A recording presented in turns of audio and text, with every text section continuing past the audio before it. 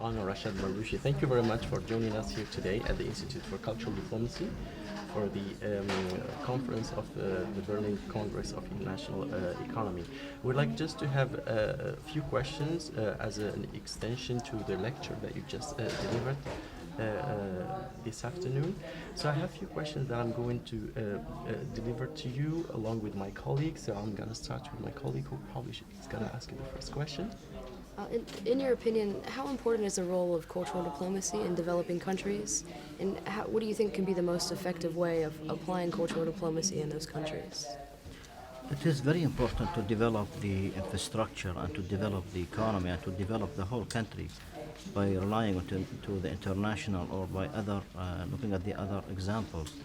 And to look at that, you have to understand the others. In other words, you cannot do it alone. Alone cannot be done. You're going to make mistakes. You're going to repeat the mistakes which others have done before. So when you have a good relationship with others and you have a good relationship of understanding the culture, understanding the mentality, understanding the business, understanding the cycles of other economies, other countries, that would make your life easier to develop yourself. And it's all about relationship, it's all about communication, knowing others how they have done it, and when you understand the details of it, it will make your life easier to develop these things. How could it be done? It takes time. It's not a matter of one day and things could be done. You have to build a relationship. You have to put that culture on the people who lives on that society. They have to understand where others are coming from. They have to understand the mentality if they will act and doing something. They have to know why they have done it that way. And this takes some time, but without it, it cannot be easy to develop someone's economy and structure. Yeah, Mr. Baloushi, in continuation where you just talked about economy, since the conference is about the global economic trend. So what do you suggest for developing countries? I mean, I'm sure you mentioned this in your keynote speech this afternoon, but I would like more elaboration on what do you think the prerequisites for developing countries to make their economies sustainable, but also to boost the performance of their local economies? They have to first they have to look at their strength, and they look at something that if they would do it, it's going to make them unique. So they should not diversify their attention to do 3 or 4 things with a lower quality. They have to look at one thing and do it right and concentrate how to do it right. 2, they have to rely on others' experiences and on others' relationship. Again, if they want to develop something or an economy or maybe something related to the infrastructure, they should not start from scratch. They should look at how it is done, and they have to use others as a benchmark to compare what they have achieved with. Then they have to have a commitment to achieve these things. Everybody has to be committed. They have to have a plan, clear plan. They follow up that plan, and they make sure that they are achieving the objectives and the goals that they had put for themselves. If not, they have to have the ability to tune it up or to look at the other alternatives, and they have to twist to that alternatives very fast and again go back and redo the whole thing again. So the most important thing is the speciality that they have to go. Let me just make sure that I got you right. You said that you shouldn't do 2 or 3 things at the same time, right? Because in your lecture you said that, for example, when you were talking about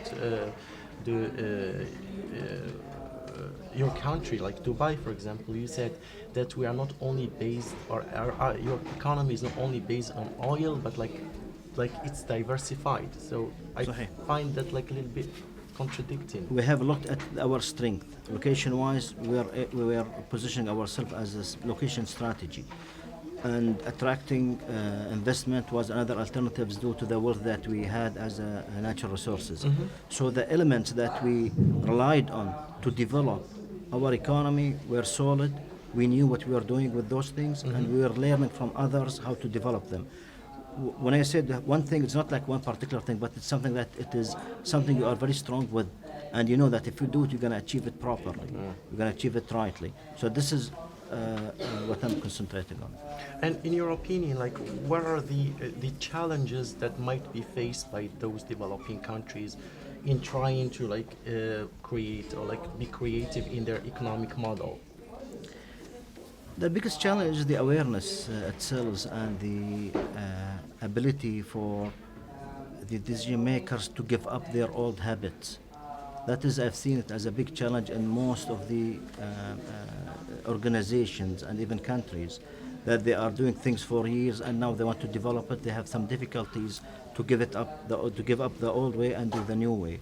And others, the financial issues could be one of the obstacles. The education, it is one of the biggest challenge, that if you don't have the right people, if you don't have the right committed people who are knowing what they are going to do, that might be a showstopper. Thank you. Yes. I wanted to ask actually, how is the master project progressing, and has the Renewable Energy Agency IRENA brought any results in Abu Dhabi? I personally am not aware that much of ARENA, but I've seen the projects that they are doing. I've seen the rewards that they are giving to the creative ideas. I've seen the participation of providing services and providing like electricity or other products to the other nations and other, let's say, schools and other organizations. But specifically, I'm not aware of that specific part. I understand. Regarding a bit more of a personal question, regarding the current investments in Serbia, are there any chances that there will be investments expanding in Albania, and what are the requirements to facilitate this process? I'm coming from stock markets, and I've seen the behavior of the investments and investors. Investors, they have no nationalities. They have no boundaries. And they're sticky at the same time. So once an opportunity is there, and they stick in some investment opportunities, they stick there for a while. So it doesn't matter which country, which nationalities, doesn't matter. It's just a matter of investors, they always think, if I put my money there, what is the return for me? And if I want to pull back my money, how easy it is for me. That is the boundary, and that is the nationality of the investors.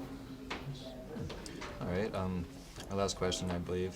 In your opinion, what factors can help to ensure the sustainable development of tourism in the UAE? Tourism. Good question. Is the first, the safety. When you travel anywhere, you take your children, you take your friends. Security, you mean? The security, the safety, how safe, how secure the country is for you. Of course. Then is the language. There are so many beautiful countries you could visit, but due to the limitation of the language, you have difficulties communicating with them, and you just avoid going there. Third is how expensive and flexible and affordable. That is very important. Fourth, if you go there, what alternatives I would see? Some they like to go for sport. Will they find it? Some they like to go to the sea. Will they find it? Some they like to go to the mountain. So that the diversity of places that they could visit. And UAE in general, they are doing a good job in that. You go to UAE, safety is there, languages, many languages are there, availability of different needs for you is there. If you take your kids will be happy, you'll be happy, and the mother will be happy as well for shopping.